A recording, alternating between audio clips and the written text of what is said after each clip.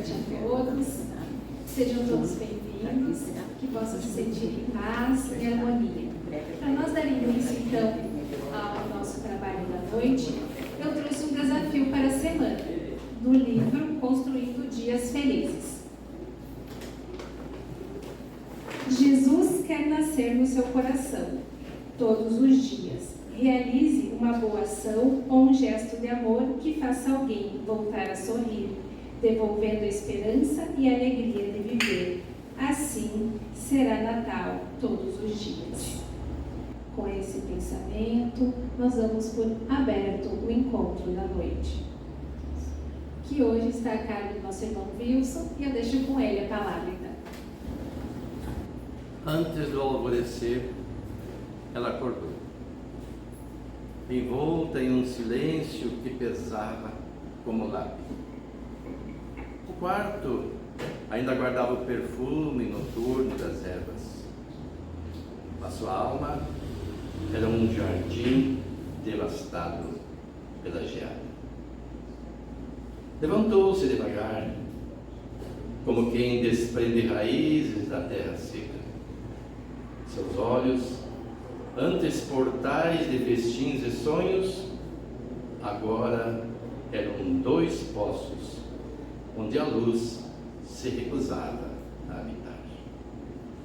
Vestiu a túnica simples, a mesma que usara na sexta-feira, manchada ainda da poeira do Gólgota, e suas mãos tremeram ao pentear os cabelos. Aqueles mesmos cabelos que haviam enxugado os pés sagrados, com o próprio perfume de seu arrependimento. O caminho até o sepulcro foi feito de sombras e memórias. Cada passo ecoava um fragmento de seu passado. Os sussurros nas ruas de Magdala, o toque frio das moedas, a solidão que habitava seus ossos, até aquele dia em que ele a fitou, e em seus olhos ela não viu condenação, mas o mar sereno da compaixão. Maria, disse a ele, e naquela única palavra todos os receios fugiram como folhas ao vento outonal. Agora, diante da pedra removida, o vazio do túmulo ecoou dentro dela. Correu, chorou, perguntou aos anjos, mas não tinha resposta que preenchesse a ausência. Até que uma voz, comum como a de um pai carinhoso dirigindo-se a uma filhinha muito amada, pronunciou o seu nome pela segunda vez na eternidade. Maria. Ela voltou-se e o mundo parou. O jardim inteiro inclinou-se em reverência. As flores desceram seu orvalho como lágrimas de alegria. Os pássaros interromperam seus cantos. E o sol rompeu a névoa em raios diagonais. Ele não era um fantasma, nem uma memória.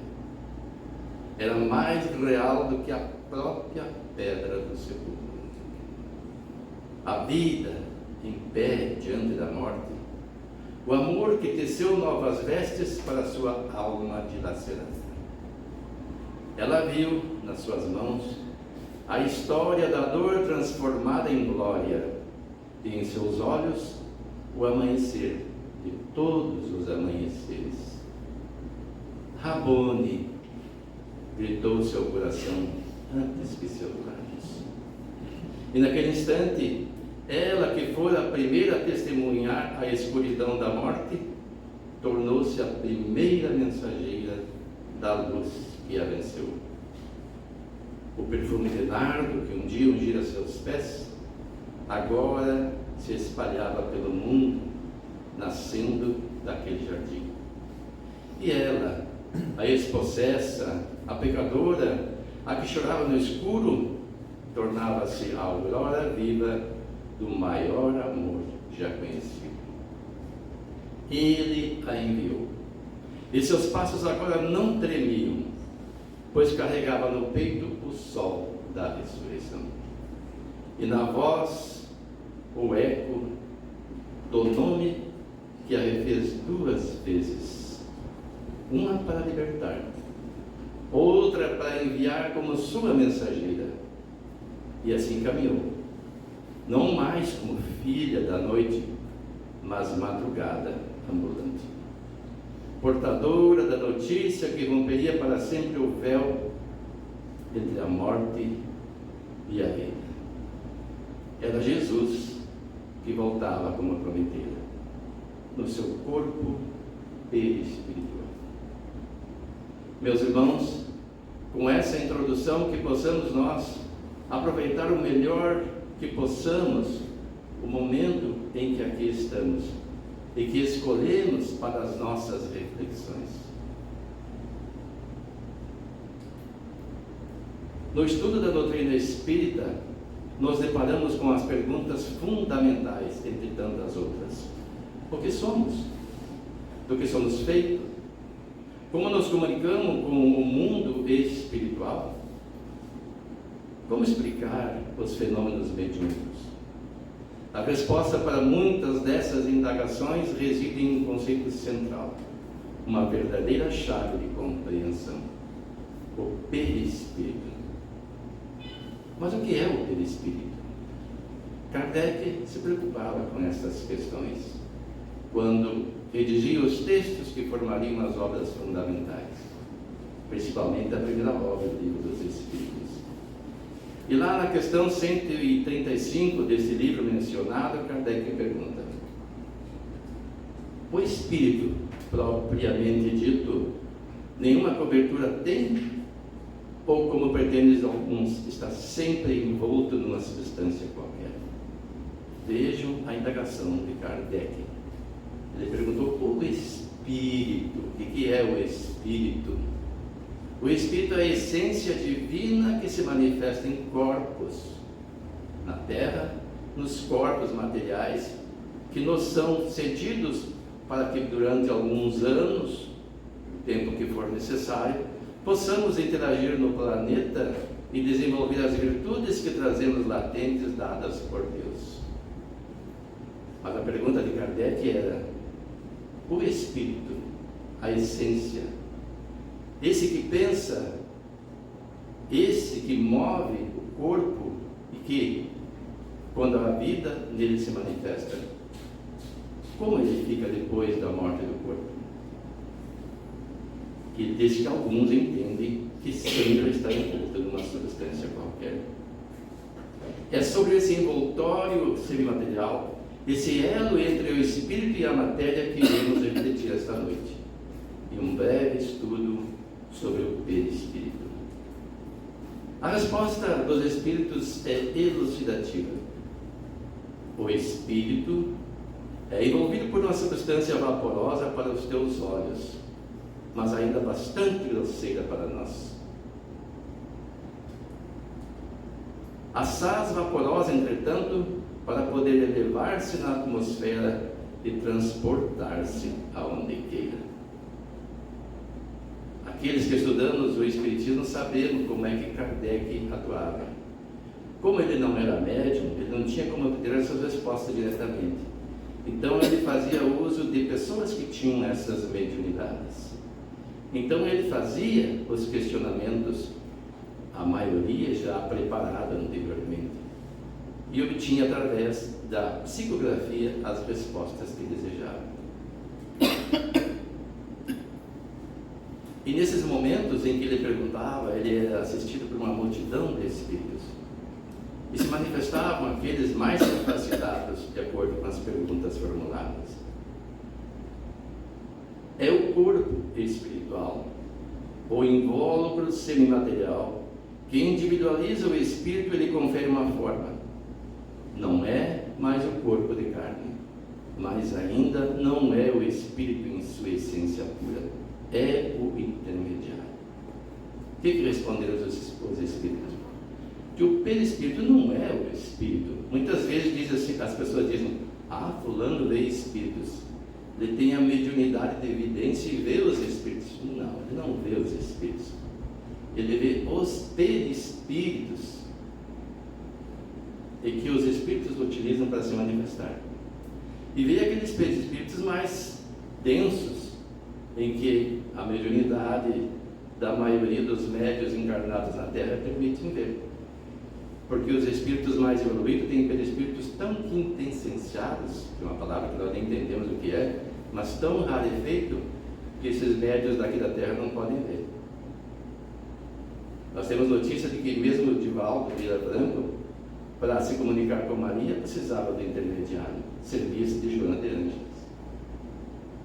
Então, o que a gente vê quando tem a faculdade da evidência é o perispírito, ainda não é o espírito, vê o intermediário. E quais as funções principais do perispírito? Vamos entender para que serve esse corpo espiritual. Ele possui 3 funções primordiais. Primeiro, organizador biológico. Ele é o modelo organizador biológico. É ele que dá forma ao corpo em formação, após o momento da concepção. É ele que desenvolve o feto, reunindo as moléculas que formarão todas as células. O perispírito atrai por um sistema de imantação as moléculas adequadas, como um ímã. Parece incrível alguém dizer isso, mas se um ímã, que a matéria, faz isso, como não entender que o perispírito também possa fazer? Mas aí fica a pergunta: quantos espermatozoides existem numa ejaculação? Existem estudos que dizem que tem de 200 milhões a 400 milhões, podendo chegar até 1 bilhão em alguns casos. E o corpo humano é formado por 37 trilhões de um homem adulto, mediano, 37 trilhões de células. Então, em tese, essa multidão de espermatozoides, quem vence a corrida é o mais saudável. Mas essa tese funciona para todos? Por que nascem pessoas com problemas de várias ordens, com malformação fetal, com problemas neuroniais, com doenças degenerativas que se manifestam ao longo da vida? Por causa desta imantação. Às vezes o espermatozoide mais saudável chega, mas não consegue adentrar o óvulo. Quando o outro vem, o outro consegue acesso fácil e o óvulo se fecha, formando a célula ovo. Nenhum outro tem acesso. E aí está definida já a situação futura do reencarnante. E tudo isso é promovido pelo perispírito. Ele traz em si uma carga de energia que vai lhe proporcionar um corpo adequado para cada encarnação. É ele que imprime as características hereditárias e as marcas de vidas passadas. Porque, como é que isso funciona? Pedro disse: uma boa ação cobre a multidão de pecados. Eu sempre repito essa frase de Pedro para que nós possamos compreender. Eu sempre cito aquele exemplo de um copo de água suja que vai jogando água limpa, que seriam as boas ações para purificar a água. Quando nós agimos de forma equivocada, a nossa consciência se perturba e nós nos desequilibramos, sem falar das energias deletérias que geramos e que se empregam no perispírito. Nós temos o duplo etérico que filtra essa energia, porque o espírito produz energias tão severas. No ataque de cólera, por exemplo, se toda a energia que nós produzimos fluísse para o corpo físico, o corpo pereceria. Então existe uma barreira, que é o duplo etérico. deixa passar energia suficiente que o corpo possa aguentar. E onde fica o resto? No perispírito. E ele vai acumulando essas energias. Se eu ficar, e todos nós ficamos, num momento ou outro, encolerizados por algum tempo, e depois me equilibrar, essa energia vai fluindo devagar e vindo para o corpo. Com problemas intestinais, alguns distúrbios até emocionais, mas vai sendo drenada. Mas se eu persistir no erro de alimentar mais energias deletérias, eu e espírito, elas não vão conseguir fluir todas para o corpo e vão ficar em mais ou menos grande quantidade impregnadas no perispírito. E o perispírito adoece. Temos um corpo perispiritual para transitar no mundo dos espíritos doente. E qual é o meio de cura? Pedro anunciou o melhor meio, uma boa ação. Porque aí, quando a pessoa está fazendo uma boa ação, ela muda o padrão vibracional, ela produz energias boas. E o Evangelho nos diz que uma molécula malsã deve ser substituída por uma molécula sã para obter a cura. Claro que não vai ser por uma simples boa ação que eu vou me liberar de todo o meu processo que eu incorri na lei de causa e efeito quando eu passo muito tempo fazendo mal. Mas vou diminuindo. E qual é o outro meio? O expurgo pelo corpo físico. Então, se a pessoa não adoece naquela encarnação que ela gerou aquelas energias, muita gente diz assim, mas ele fez mal a vida inteira e morreu bem. Era rico, poderoso e saudável. Mas e o perispírito? Vai ter que voltar. Aí vai ter um corpo que vai drenar, e daí que aparecem essas patologias que nós não compreendemos. A natureza não foi sábia o suficiente para selecionar o melhor espermatozoide naquela corrida? Escolheu justamente o doente. E o que fazemos às vezes com nossas leis e nossas atitudes? No exame pré-natal tem um defeito lá que se manifesta no futuro nascituro, ou no futuro bebê, melhor dizendo, e os pais que resolvem, não vou querer isso para mim, aborto. E muita gente defende isso. Estamos impedindo o espírito de se purificar. E se ele já é um espírito doente, ele vai ter muita dificuldade de perdoar aquele que impediu a possibilidade do seu resgate através da doença e das oportunidades que ele teria da luta do cotidiano de vencer as suas próprias deficiências através do enfrentamento que o seu corpo lhe possibilitaria para exercício das virtudes que ainda não possui. E esse espírito pode se tornar um obsessor. Ele é também instrumento das sensações. Enquanto no corpo físico é através do perispírito que o espírito sente e percebe o mundo exterior. Todas as sensações, o tato, o calor, aqui temos o ar-condicionado que diminui um pouco, a dor, o prazer, são filtradas e transmitidas ao espírito pelo perispírito. Como é que isso acontece? Quando eu pego um objeto, quem vai sentir são os nervos que estão no meu corpo. Transmitem de forma eletroquímica ao cérebro, que os decodifica. E o perispírito os interpreta e transmite a nós, espíritos, as sensações. Aí se aplica uma anestesia para fazer uma cirurgia e bloqueia esse curso do fluido eletroquímico. E a pessoa não sente. Mas normalmente, as pessoas saudáveis, é esse o caminho de tudo que nós percebemos na Terra através dos 5 sentidos.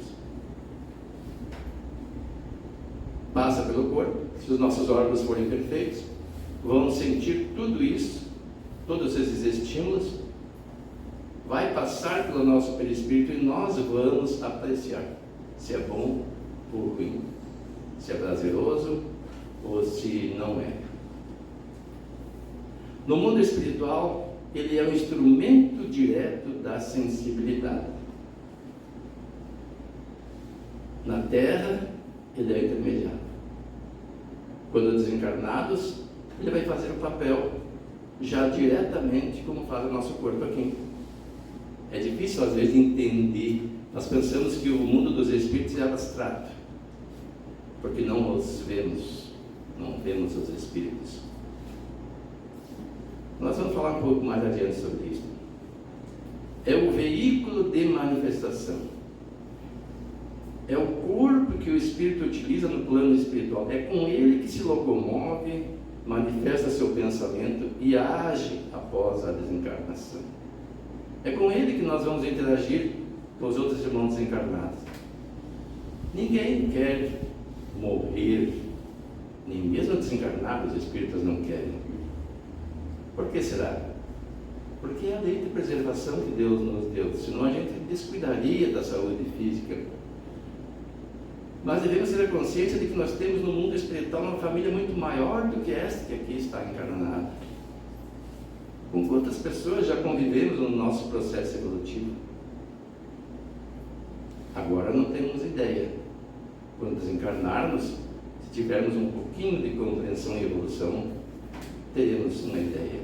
Porque eles nos receberão, nós poderemos viver entre eles como vivemos aqui, num ambiente mais ou menos aprazível, conforme as atitudes que tivermos agora e que redundarão em maior ou menor saúde do nosso corpo perispiritual. É também através do perispírito que se processam os fenômenos mediúnicos, com a psicografia e a psicofonia, servindo de elo entre o médium e o espírito comunicante. E tem um detalhe: a pessoa pode dizer, mas eu não sou médium, então não tem nada a ver com isso. Tem espíritos viciados. Viciado é aquele que não pode abrir mão de qualquer substância que lhe dê prazer, pode ser até um chimarrão, ou coisas adocicadas, ou um prato de comida suculento. E o que mais vicia é o açúcar, mais do que a cocaína, dizem os estudos. Mas também, sem dúvida, as drogas proibidas, como a cocaína e tantas outras, e outras menos agressivas que dizem, mas que causam grande dano na saúde. E a pessoa fica dependente, fica viciada. Ela vicia no prazer momentâneo que aquela substância dá. E cá para nós, ninguém gosta de coisa que desagrada. Então não adianta dizer, a droga é uma coisa ruim. Ela não é uma coisa ruim. Se fosse ruim, as pessoas não desejariam a droga. Ela é maléfica. Ela dá prazer, mas ela destrói a pessoa. E quando a pessoa se vicia, ela pode até satisfazer esse seu vício enquanto encarnada, mas e depois? Ela não vai ter mais um corpo de carne, não vai ter droga para ela lá no mundo espiritual. Daí, ela vai se aproximar de alguém que faça uso daquela substância que lhe abraça. Não é qualquer um, vai da afinidade, vai do padrão vibracional. Quando ela pega um, ela começa a cuidar daquele seu vaso, porque se aquele seu vaso morrer, onde ela vai beber?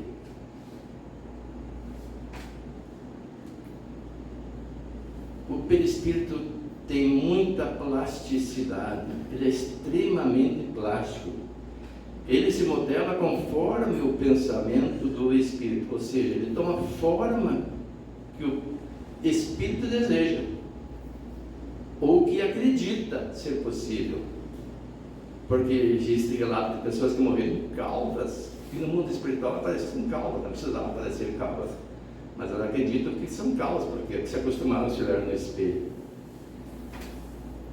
Ele se modela conforme o pensamento. Um espírito elevado, por exemplo, apresentará um corpo perispiritual luminoso e harmonioso. Já um perturbado, com ideias ruins, pode aparentar um perispírito denso e de formas desagradáveis e até mal formadas.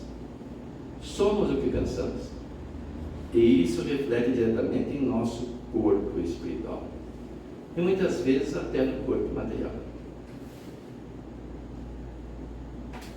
Tem pessoas que têm uma aparência por um determinado período da existência, depois, quando descobrem uma filosofia nova que muda os seus pensamentos, as suas ações, mudam a fisionomia. Eu já vi exemplos assim. Nem acreditei da transformação da pessoa. Imaginem o corpo perispiritual.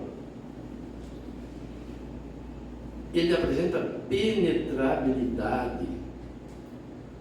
Por ser de natureza semimaterial, o perispírito não é barrado pela matéria. Da matéria densa, que chamam de densa, que na verdade não é tão densa assim, como nós a conhecemos. Espíritos podem transpor obstáculos materiais com facilidade. Como é que se explica isso? Como é que... O perispírito, como eu disse, não é uma coisa abstrata. O perispírito também é matéria. É um dos tipos de manifestação nós chamamos de fluido universal ou matéria cósmica. A ciência procura a partícula de Deus, achar o pólen, o de Higgs, acho que chama de partícula de Deus, mas será que é a menor partícula? Pode ser. Mas é da menor partícula que forma o universo, dessa matéria cósmica, é que forma tudo que existe, inclusive o perispírito. E como eu disse, existem os mais densos e os menos densos. Mas mesmo os mais densos conseguem transpor a matéria. Por quê? Porque a matéria, ela é densa para nós. Nós temos um padrão vibracional que se choca com ela. E a física quântica explica como é que é a estruturação atômica. Diz ela, toda a matéria é composta por átomos. Ali, eu pedi para fazer uma imagem dos átomos, botou bem mais próximo do que são. Mas aqui, devido à força de atração, se aproximaram, como os ímãs. Que, por sua vez, consistem em um núcleo denso e uma nuvem de elétrons de cargas negativa ao redor. E tem a expulsão eletromagnética, ou repulsão.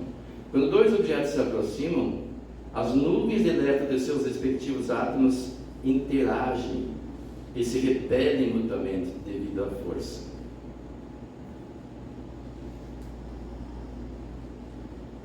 Pois cargas de mesmos sinais se repelem, de sinais opostos se atraem. E a força é incrível. E utilizamos isso em máquinas eletrônicas. Essa repulsão cria uma barreira que impede o contato físico direto em nível subatômico. A gente olha, o que está fazendo? Está tocando aqui o balcãozinho, como é que chama essa peça aqui? Estou tocando o microfone. Será que estou tocando? A física quântica diz que não. Existe uma energia repulsiva que não permite. O que a gente sente no toque é a energia da repulsão. Eu posso até afundar aqui parte do meu corpo com a pressão, mas ele está se retraindo a essa repulsão da matéria.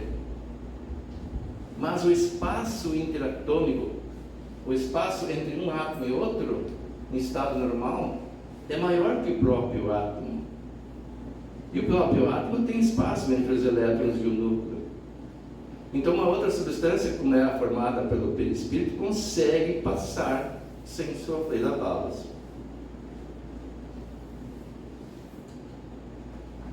Expansibilidade.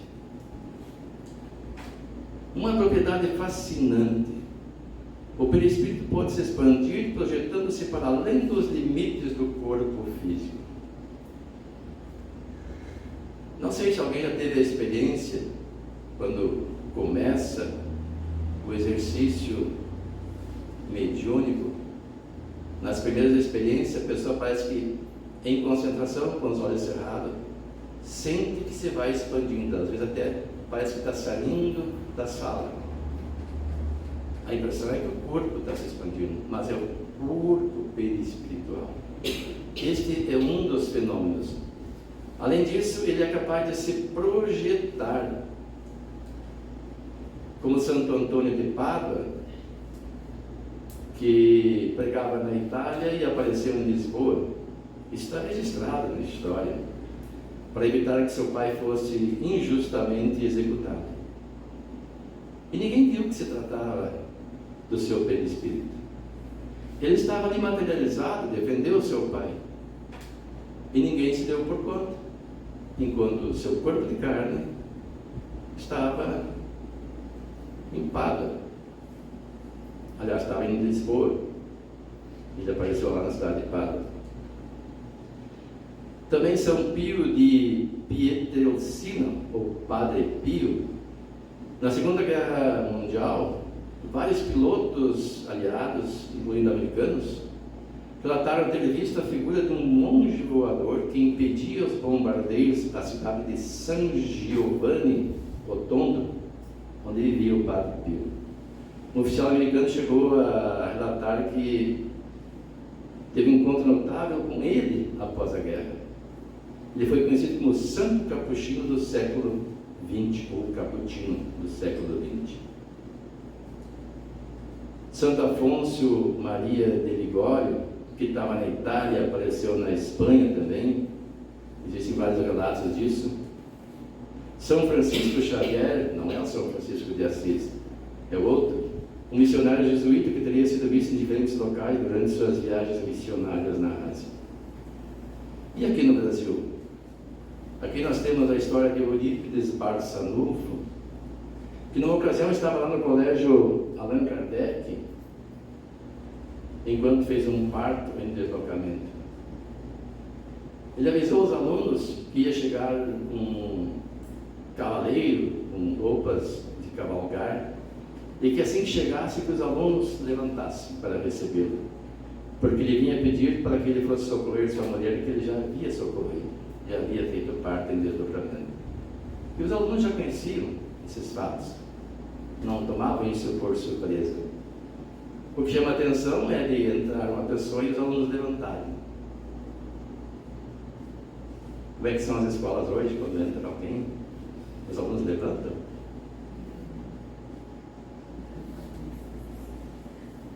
Naquele exato momento, então, entrou o homem esbaforido, pedindo que o professor Barçanufo fosse correndo fazer o parto de sua esposa. Ele disse que já tinha feito. Mas ele disse: como? Não te encontrei pelo caminho.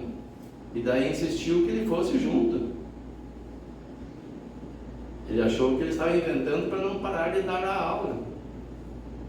E aí ele seguiu junto com o homem. Chegando lá, a mulher disse assim: o senhor não precisava vir de novo, seu Eurípides.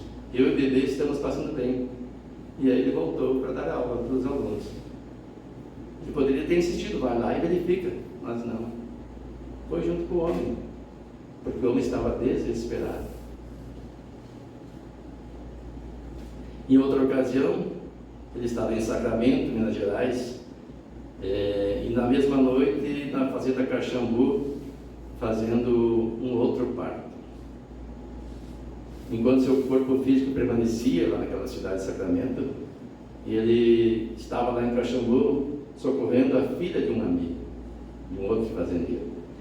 A história conta que ele foi assistido nesse parto pelo espírito de Bezerra de Menezes. Então era o espírito de um desencarnado, que era o Bezerra, e o perispírito de um encarnado, que era o Eurípides, atuando juntos. Claro, a materialização pela bicorporidade só foi em vista do Eurípides. Ninguém sabia que era o seu corpo perispiritual, achavam que era ele mesmo. E o perispírito e os fenômenos mediúnicos. Como o perispírito se aplica à mediunidade? O médium escreve, os psicógrafos. Outro fala. O leigo pode dizer: o espírito pegou a mão dele e traçou as letras, escreveu, ou usou o seu corpo. Só nos casos de possessão para falar, que são coisas raríssimas, que está lá na Gênesis. Mas não é assim que acontece na mediunidade. É através do perispírito. Por isso, um espírito mais elevado precisa baixar o seu padrão vibracional e o médium elevar o seu, para poder haver uma sintonia. Quando o médium fala o que o espírito pensa, ele não está reproduzindo as palavras do espírito, ele está verbalizando o seu pensamento. Ele pode se comunicar com o espírito de uma pessoa de qualquer outra língua da Terra, e até mesmo extraterrestre. Claro que aí a dificuldade é bem maior devido à densidade dos perispíritos, mas não é impossível. Essa interação permite a transmissão do pensamento e o médium escreve ou fala. E também nos fenômenos de efeitos físicos, como é que atua o perispírito? O espírito manipula as partículas materiais que se exalam do médium. Nós chamamos de ectoplasma, e que emanam por todos os orifícios do corpo, notadamente a boca, o nariz, os olhos e os ouvidos. Quem assiste à sessão pode ver uma névoa saindo. E se for em abundância suficiente, o espírito pode reproduzir o seu corpo. Não é o perispírito dele que está ali, ele pode reproduzir, ele modela. Pode reproduzir parte do corpo, uma mão, por exemplo. Pode utilizar essa energia para efeitos físicos de movimento de móveis, de erguimento de móveis, produzir ruídos e até mesmo sons. E o perispírito é adequado ao meio onde o espírito habita, onde nós habitamos. Segundo o livro dos Espíritos, nós temos 5 categorias, em aspecto geral, de mundos habitados. Habitados por corpos, por espíritos encarnados, porque nenhum mundo é desprovido de habitantes, mas de corpos biológicos, de alguma forma. Nós temos os mundos primitivos, onde passamos as primeiras experiências como espírito, porque existe todo um processo evolutivo que começa lá no átomo até chegar ao arcanjo, passando pelo mineral, pelo vegetal, pelo hominal e depois no mundo espiritual. E quando nós desenvolvemos, nós não o princípio inteligente, que ainda não é espírito, a capacidade de desenvolver um pensamento contínuo, adquire o livre-arbítrio e começa a se manifestar nos mundos primitivos. Aqueles mundos em que ainda a civilização está começando a fazer as suas conquistas. Não existem leis estatuídas, não existem instrumentos. A vida se resume à coleta, à caça, e se aprender a pesca e a fugir dos animais predadores e se reproduzir. É comer, reproduzir e dormir e se defender. Então precisa de um corpo muito forte, muito resistente para as intempéries. E como é que vai moldar? Tem que ter um perispírito também mais denso. E com a evolução, esse perispírito vai também evoluindo, vai se purificando e permite que nós nasçamos num mundo de provas e expiações. É um pouco melhor, mas ainda impera o desamor. Depois, quando evoluímos um pouco mais, temos condições de viver num mundo de regeneração. Se aquele que habitamos ficar para trás no progresso, nós poderíamos ir para outro, que já está nessa fase. Nesse mundo de regeneração vai haver um equilíbrio entre o amor e o ódio, entre o bem e o mal. Não mais vai imperar o mal. Vai ser um momento em que a pessoa vai refazer suas energias. Não vai ser um estágio muito prolongado, ele é transitório. É apenas para recuperar a energia e um descanso das lutas empreendidas até chegar ali, para depois passar para os mundos ditosos ou felizes com aquele quarto perispírito ali,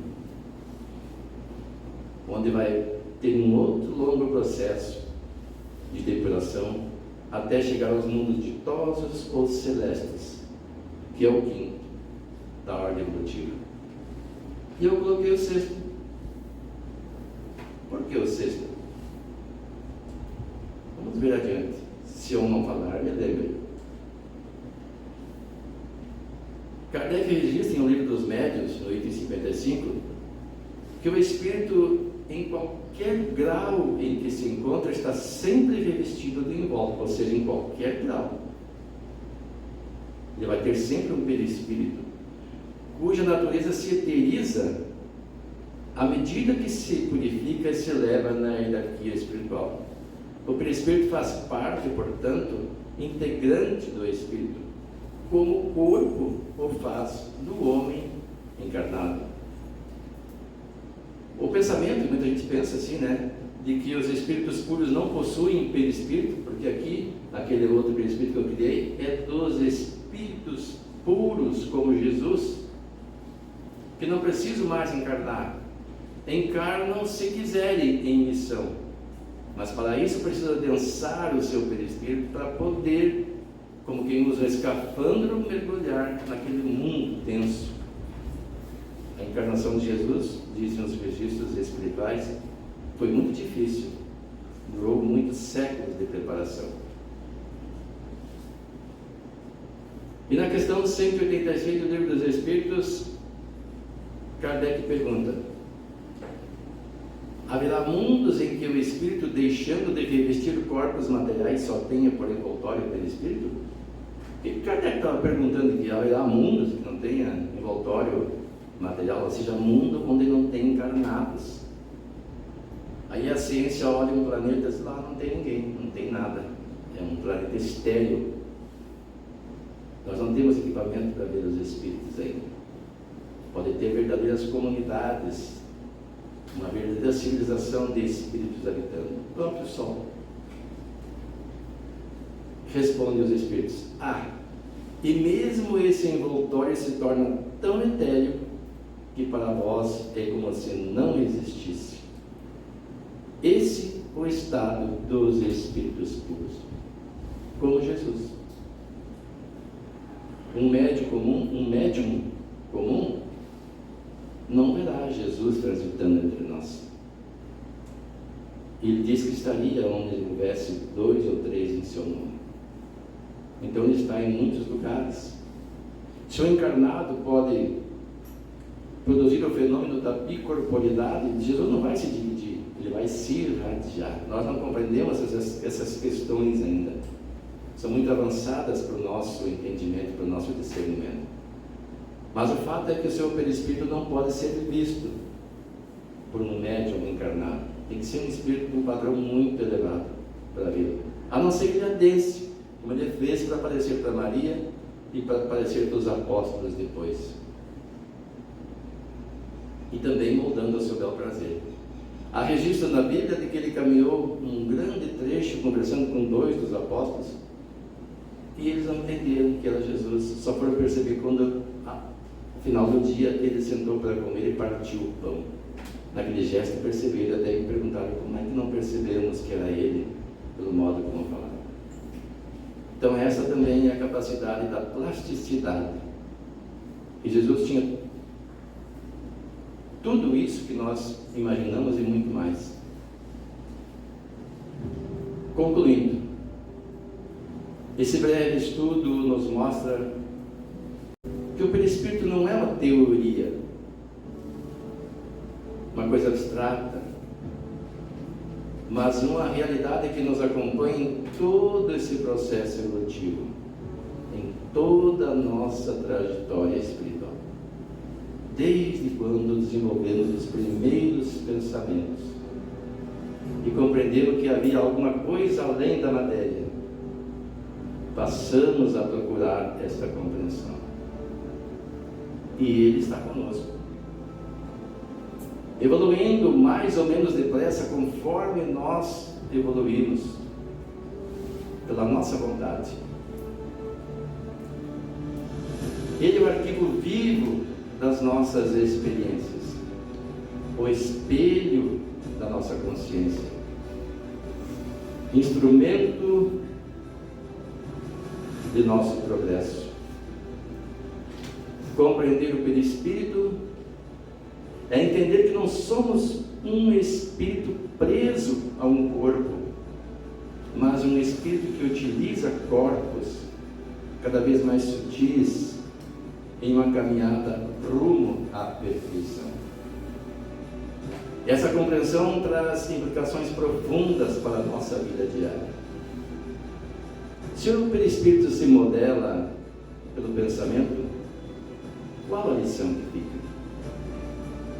A necessidade urgente da reforma íntima.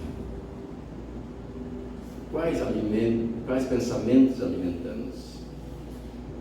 O que nos move? Onde está o nosso tesouro? Cuidar dos nossos pensamentos, cultivar sentimentos nobres, praticar o bem, não por obrigação, não para acalmar a consciência, mas praticá-lo pelo prazer que dá praticá-lo. Fazer com que ele faça parte de nossa vida, que seja natural em nós, que o mal seja uma coisa estranha. Mesmo um grito com um animalzinho que tenhamos em casa, passa a ser para nós como um ato de violência. Porque é uma energia deletéria que geramos. Porque o animalzinho racional nos incomodou. Que possamos nós compreender essas realidades. E quando se trata de nossos irmãos evolutivos que caminham conosco no dia a dia, muito mais pesada a energia quando nos aborrecemos com eles. Importantes recomendações morais e, acima de tudo, leis de saúde espiritual. São essas recomendações. Estamos a cada instante forjando o nosso próprio corpo espiritual para a próxima jornada da etapa evolutiva. Que possamos, a partir de hoje, ter uma consciência mais clara de que somos espíritos imortais, em constante processo de aprendizado. E que o nosso eu real se expressa através desse precioso instrumento, que é o perispírito. O Evangelho segundo o Espiritismo, no capítulo 3, aponta no item 9, nos mundos que chegaram a um grau superior, as condições de vida moral e material são muitíssimo diversas da vida na Terra. Se nós quisermos habitar esses mundos, temos que ter um comportamento diverso daqueles que até então nós temos vivido na Terra. Como por toda parte a forma corpórea é sempre humana, mas embelezada, aperfeiçoada e, sobretudo, purificada. O corpo nada tem de materialidade terrestre e não está, consequentemente, sujeito às necessidades, nem às doenças ou deteriorações que a predominância da matéria provoca. Mais apurados, os sentidos são aptos a percepções a que neste mundo a grosseria da matéria obsta. E não esqueçamos, meus irmãos, nós somos um projeto divino. Às vezes não compreendemos essa realidade. Se somos um projeto divino, certamente ele vai chegar ao final do programado, que é a perfeição relativa. Porque Deus é a sabedoria suprema, a perfeição absoluta. Não poderia projetar nada imperfeito. O que nos coloca nessa sensação de imperfeição é a demora em decidirmos pela nossa melhora. Porque a nossa consciência agora, conhecendo a verdade do Evangelho de Jesus, nos coloca uma postura melhor. E que por muito tempo as religiões tradicionais nos incutiram o sentimento de culpa que nada produz. Esquecendo de apontar essa realidade. Somos um projeto divino. A promessa de Cristo. Lá em João 14, há um registro que diz: na casa de meu pai há muitas moradas, materiais e espirituais. Se não fosse assim, eu vos teria dito: vou preparar-vos lugar. E quando eu for e vos preparar lugar, virei outra vez e vos levarei para mim mesmo, para que onde eu estiver, estejais vós também. Onde está Jesus? Jesus está em toda parte. Nós podemos estar com Ele desde agora, embora não o possamos ver. Mas Ele nos disse que um dia estaremos sempre com Ele e que estava preparando um lugar. Então esse lugar não está pronto? O ambiente é preparável para receber aqueles que estão em condições de lá viver. Jesus está preparando todos nós encarnados na terra ou desencarnados, que estamos todos sob sua égide. Somos as ovelhas do seu rebanho. E Ele disse que nenhuma das ovelhas que o Pai lhe concedeu se perderá. Revelando aí este projeto divino. É claro, tem a lei de causa e efeito. E Jesus alerta para o lugar onde haverá choros e ranger de dentes. É a escolha de cada um. Queremos avançar, sermos os eleitos, ou queremos retardar a marcha e depois sermos desgastados quando muito sofrimento ainda se fizer presente? Escolhemos hoje construir uma vida melhor e um perispírito mais leve, que nos coloque em sintonia com os espíritos superiores e uma melhor comunicação com Jesus e, acima de tudo, com Deus. Muito obrigado. Agradecemos então ao Wilson por essa disposição de estar aqui contribuindo com o seu estudo. Agradeço a presença de vocês, que se fizeram aqui também presentes, com seu carinho, prestigiando a reunião. E convido mais uma vez os irmãos para agradecermos novamente. Agradecemos aos bons espíritos que nos assistiram durante essa reunião. Rogamos que nos ajudem a colocar em prática as instruções que nos foram dadas e que cada um de nós, ao sair daqui, se sinta fortalecido para a prática do bem, do amor ao próximo, iluminando as nossas consciências sobre nossas imperfeições, para cair o nosso próprio orgulho, para transformar os nossos defeitos em qualidades, para assim continuarmos evoluindo. Com esse pensamento no bem, na evolução, no progresso, nós damos por encerrada a reunião da noite. Aqueles irmãos que ainda querem receber o passe, que possam aguardar em silêncio. E tenham uma boa noite.